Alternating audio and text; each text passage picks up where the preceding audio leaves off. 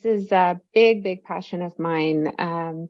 As I kind of progressed through the various systems of therapy and learning as I was working towards becoming a psychedelic therapist, I was exposed to and really absorbed and incorporated for myself a lot around mindfulness, contemplative approaches, which really drived with my yoga practice I'd had for many years.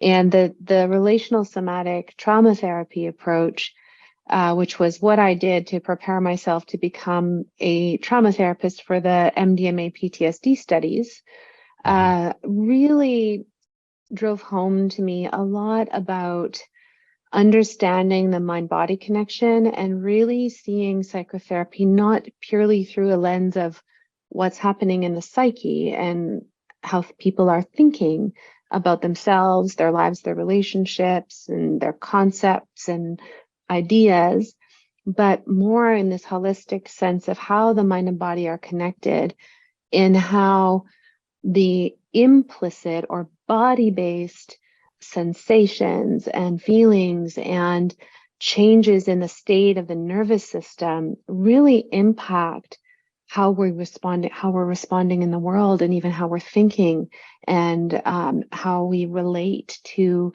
circumstances in our lives. So, and because of this understanding of it's like the psychobiology of trauma, I started realizing, well, hey, psychedelic therapy potentially, can really open up and expose people to traumatic memories from the past. And it seems really important to be able to navigate the realm of trauma and how trauma shows up in the body and the nervous system skillfully when working with folks in psychedelic therapy, because trauma is so common, right?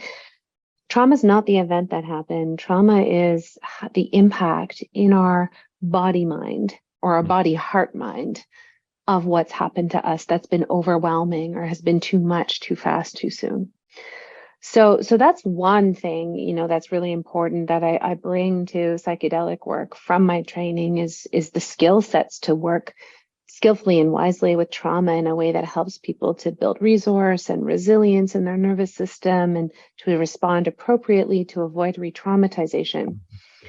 But then the other piece related to that is that this approach that's focused on the body and recognizing the role of the body really is concerned with investigating with curiosity an individual's inner world and their inner experience, because we are building a relational bridge of trust. And we do that. And what's missing a lot in relational trauma and neglect developmentally is really feeling felt by other humans. And the language and the approach in the relational somatic therapy methods, which include something that I call embodied inquiry. It's been called somatic inquiry. It's been called inquiry into the dimensions of experience. It includes the body. It includes the felt experience moment to moment. It includes images. It includes impulses, movement impulses. And it also includes consciously communicating body to body, not just mind to mind. And I think that's really valuable for psychedelic work, because of how psychedelics can open us so much to all the dimensions of our experience.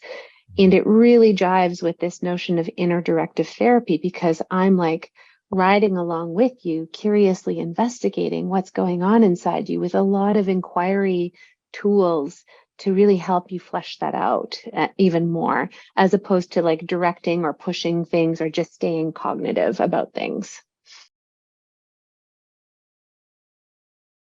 I mean, I think because it's so broad and encompassing, it's first of all, it's founded on a lot of the same principles that many folks have learned in various psychedelic assisted therapy training modalities. For example, with MAPS, there's a notion of inner healing intelligence and really trusting that.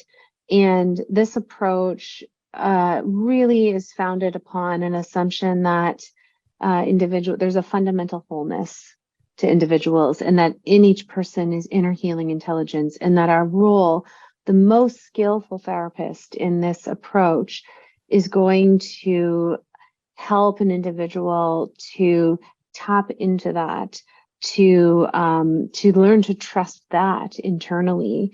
And also this approach is it's like sandbox.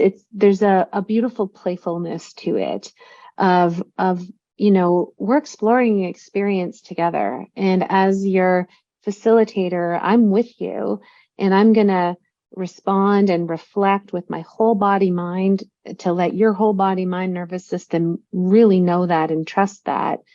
And I'm going to use questions to really deepen that in a way that is can be light, like if I invite, we use invitational language, right? There's no you shoulds or telling clients what to do. It's like, oh, what if you tried this? Or what would it be like if you insert this? And there's always this air of like, these are possible pathways that I'm sort of helping open up as trailheads. And then it's your inner healing intelligence and your sense of what's good for you right now to take the invitation or to stay with something else or go somewhere else. So that I feel really works well with honoring inner directed therapy, while at the same time having this trauma informed lens of when it is important to see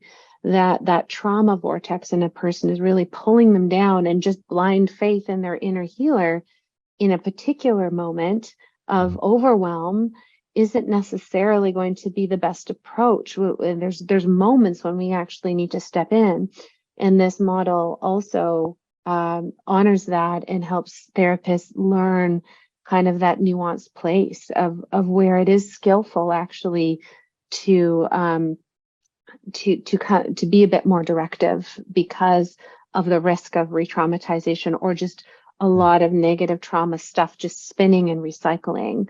So those are some of the things that I think are great. I think, and to simplify, like I'm not talking about everyone necessarily becoming trauma therapists. I think just getting basics in the understanding of the psychobiology of trauma is important, and it's becoming more and more accessible to learn in short courses, that kind of information.